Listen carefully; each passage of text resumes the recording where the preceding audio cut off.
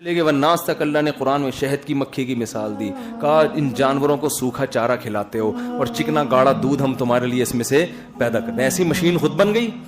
سوکھے چارے کو آپ لے کے جاؤ جاپان کے سائنسدانوں کو، بولو یار اس میں سے تیل کا ایک قطرہ نکال کے دکھاؤ، کہیں گے یار اب تک ہم نے ایسی کوئی مشین ایجاد نہیں کی ہے۔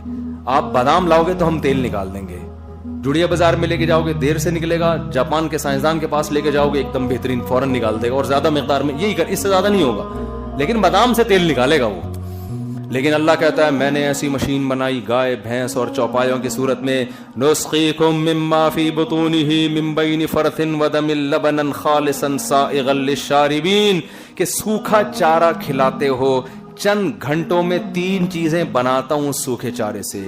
ایک گوبر بناؤں گا جو زمین کی طاقت اور توانائی کا ذریعہ بنے گا، ایسی بہترین کھاد کہ اب تک ہماری فیکٹریوں میں ایسی کھاد نہیں بنتی ہے۔ جو جعلی کھادیں بن رہی ہیں انہوں نے تو بیڑا غرق کر دیا، آرگینک چیزوں سے ہمیں محروم کر دیا ہے۔ آج بھی گوبر کی کھاد کی سبزی 10 گنا زیادہ قیمت پہ خریدتا ہے یوریا سے۔ اس کو پتا ہے قدرت کا آلٹرنیٹ ابھی تک نیچر کا آلٹرنیٹ پیدا ہی نہیں ہوا ابھی تک۔ یہ گوبر یہ زمین کے لیے تاکہ دوبارہ زمین گھاس اگائے، اور یہ سوکھا چارہ کون کھائے؟ جانور۔ دوسری چیز اللہ کہتے ہیں ہم اس سوکھے چارے سے کیا کرتے ہیں؟ دم بناتے ہیں، خون، بلڈ۔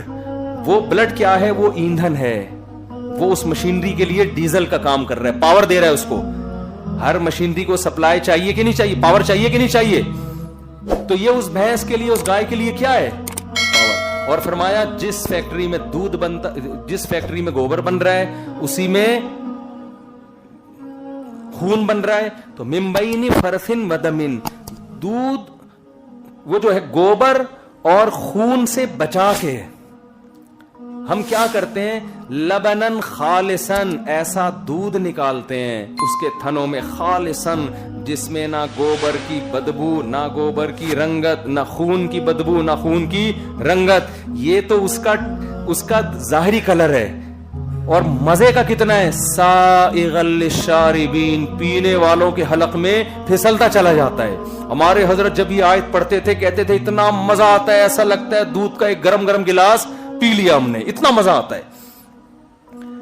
یہ تو ٹیسٹ ہے اس کا، اس سوکھے چارے کا ٹیسٹ دیکھو کیا تھا، کیا نکالا ہے، اور اس میں آئل کتنا ہے، چکناہٹ کتنی ہے، گرم کرو اتنی موٹی ملائی، اسے گرم کرو دیسی گھی۔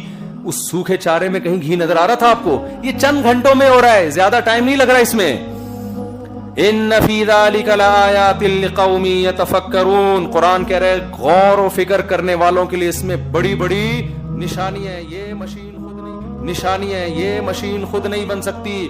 اوحا ربک الی النحل، تیرے رب نے شہد کی مکھی کو سکھا دیا۔ شہد کی مکھی نے اپنے آپ کو خود ایسا خوبصورت ڈیزائن نہیں کیا ہے، پوری فیملی اور خاندان کی شکل میں رہتی ہے۔ کیا خاندانی سسٹم پہ، فیملی سسٹم پہ شہد کی مکھیوں میں کسی موٹیویشنل اسپیکر نے تقریر کی تھی کہ تمہاری ایک ملکہ ہوگی، ایک ہسبینڈ ہوگا اور ایک وائف ہوگی، اور جب نر زیادہ تعداد میں ہو جائیں تو عورتیں پکڑ کے ان کو مار دیں؟ یہ ہوتا ہے شہد کی مکھی میں جب نر کی گروتھ ریشو بڑھتا ہے تو کچھ مکھیاں اس کام پہ ہوتی ہیں کہ یہ کباب میں ہڈی بننے کے علاوہ کسی اور کام کے نہیں ہے، یہ سوائے چھیڑ چھاڑ کے اور یہ چھتے کا ماحول خراب کرنے کے علاوہ کچھ نہیں کریں گے۔ وہ مزدور مکھیاں جو فیمیل ہوتی ہیں وہ ان میلز کو مار دیتی ہیں۔ ان کو کس نے بتایا بھائی؟ ایک مینجمنٹ ہے شہد کی مکھی کے پورے نظام میں، اور اللہ فرماتے ہیں ہم نے مکھی کی کھوپڑی میں یہ انسٹال کر دیے سافٹ ویئر، اس کو سمجھا دیا ہے ان اتخذی من الجبال بیوتا ومن الشجر ومما یعرشون، دور دراز علاقوں میں نکل جا، بائی ایئر سفر کر، تیرا رب واپسی کے راستے تجھے بھولنے نہیں دے گا۔ فاسلکی سبل ربک ذللا، میں تجھے کرف ٹریگنومیٹری کا علم پہلے سے سکھا دوں گا۔ وہ ٹریگنومیٹری کے علم اللہ نے اس کی کھوپڑی میں انسٹال کیا۔ مکھی بائی روڈ سفر نہیں کرتی ہے، بائی روڈ سفر کرنا آسان ہے، بائی ایئر سفر کرنا کیلکولیشن کے بغیر ممکن نہیں ہے۔ آپ نے کبھی دیکھا ہوائی جہاز کراچی سے اسلام آباد جا رہا ہو، پائلٹ کے، میں تو 2-3 دفعہ پائلٹ کے پاس بیٹھ کر آیا ہوں نا، تو پائلٹ نے 4 شادیوں میں بیان سنا تو بڑا متاثر ہو گلے لگا لیا نا اس نے مجھے۔ تو اب پائلٹ جا رہا ہے جی، اب کراچی سے لاہور جانا ہے تو اب دیکھتا ہوا جا رہا ہے۔ بائی روڈ میں تو یہی ہوتا ہے، پہلے بھائی یہاں سے آپ ڈیفینس سے نکلو، 3 تلوار سے سیدھے ہاتھ پہ ٹن مارو، ایک مال آئے گا وہاں سے ٹن مارو، آسان ہے، آدمی کو یاد رہ جاتا ہے۔ تو بائی ایئر ایسے سفر نہیں ہوتا کہ جی وہ پائلٹ دیکھتا ہوا جا رہے ہیں لاہور کہاں رہ گیا یار, وہ مینار پاکستان آ رہا ہے, مینار پاکستان سے 1 کلومیٹر آگے جا کے میں نے الٹے ہاتھ پہ ٹرن مارا. ایسا نہیں ہوتا. بہت پیچیدہ کیلکولیشن ہے. جو بڑے بڑے کرو ٹریگنومیٹری کے جو ماہرین ہیں, کرو ٹریگنومیٹری کا موجد مسلمان سائنسدان تھا البیرونی, گورے 100% اسی کو کاپی کر رہے ہیں. اس میں ذرہ برابر بھی کوئی تبدیلی اب تک نہیں ہوئی ہے. وہی پوری کیلکولیشن ہے جو البیرونی سائنسدان کی تھی. تو وہ عربی میں تھی, اس کو انگلش میں کنورٹ کیا گیا ہے, لیکن بڑی پیچیدہ ہے وہ. تو 100% اسی کو فالو کیا جا رہا ہے. لیکن مکھی بائی ایئر سفر کرتی ہے, کسی ٹریگنومیٹری کے ماہر کے پاس نہیں جاتی کہ بھائی مجھے بتاؤ میں ایکچولی اتنی دور نکل آئی ہوں, مجھے پتہ ہی نہیں میرا چھتا ہے کہاں. وہ تھوڑی آئے گی کہ 3 تلوار تھا پھر وہاں سے ادھر ٹرن مارا, وہ ہوا میں جا رہی ہے. آپ پڑھیں سائنسدان کیا کہتے ہیں, وہ سورج کی روشنی سائے کو پورا کیلکولیٹ کرتی ہے. جب میں اڑی تھی تو سایہ ایسے تھا, اس زاویے پر تھا, جب میں یہاں آئی ہوں تو سایہ ایسے ہو گیا, اس کا مطلب میں نے اتنی ڈگری پہ اتنے کلومیٹر سفر کیا ہے. ایسی کیلکولیشن اس چھوٹے سے دماغ میں ڈال دی ہے, جس کو قرآن نے اپنے الفاظ میں کہا فصل کی سبولا ربی کی دلولا, تیرے لیے تیرے رب نے واپسی کے راستے مسخر کر دیے, وہ تجھے بھولنے نہیں دے گا. میرے بھائی یہ خود بخود بولو نا نہیں ہو سکتا. تو یہ بہت آسان ہے. تو اب اگلا سوال جلدی سے, اگلا سوال یہ ہے, بنایا تو ہے بھائی کسی نے, یہ پاگلوں والی باتیں چھوڑ دو کہ ایوولوشن, یہ تو بیکار قسم کی بات ہے, خود بخود ہوا ہے. وہ یہ لوگ یہ بھی کہتے ہیں دیکھو آپ جس ماحول میں جاتے ہیں اسی ماحول کے لحاظ سے ایڈجسٹ ہو جاتے ہیں, اس کا مطلب ایوالو ہو رہی ہے آپ کی بات. ابے ایوالو تو ہو رہی ہے, اتنا تو ہم بھی مانتے ہیں, اتنی کہ ناک کان آنکھ دل دماغ جگر اگائے اس کے اندر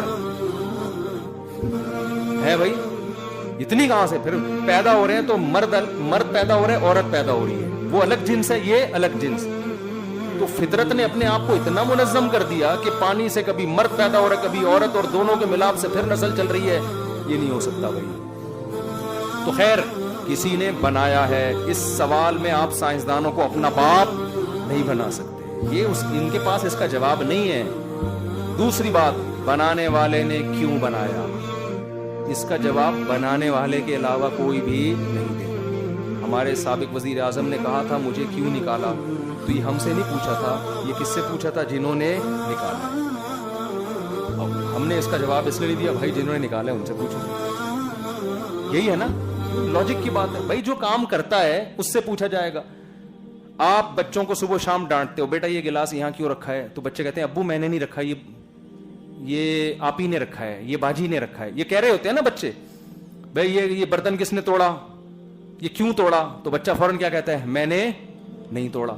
تو جو کام کرتا ہے, جب ہی وہ موٹے آدمی کو لوگ کندھا نہیں دے رہے تھے نا کہ ہم نے تھوڑی مارا ہے صحیح ہے نا, اسی وجہ سے تو کہہ رہے تھے کہ بھائی ہم نے مارا ہے نہیں, ہم ذمہ دار تھوڑی ہیں. تو یہ جو سائنسدان ہے نا, ان کو ہم باپ نہیں بنا سکتے. اس سوال کے جواب میں کہ ہمیں کیوں بنایا گیا, اس میں جو موٹیویشنل اسپیکرز ہیں آپ ان کو بالکل بھی اس سوال کے جواب میں لفٹ نہ کرائیں. ان کے باپ کے پاس بھی اس کا جواب نہیں ہے. وہ آپ کو یہ بتا سکتے ہیں آپ کا بزنس میں آپ کیسے کامیاب ہو سکتے ہو, آپ اچھے سائنٹسٹ کیسے بن سکتے ہو, آپ معاشرے میں کارآمد فرد کیسے بن سکتے ہو, آپ کی صحت کیسے اچھی ہو سکتی ہے. ان کے پاس انتہائی اہم ترین سوال کہ ہمیں بھیجا کیوں گیا ہے, ہمیں پیدا کیوں کیا ہے, اس سوال کا جواب موٹیویشنل اسپیکر کے پاس نہیں ہے.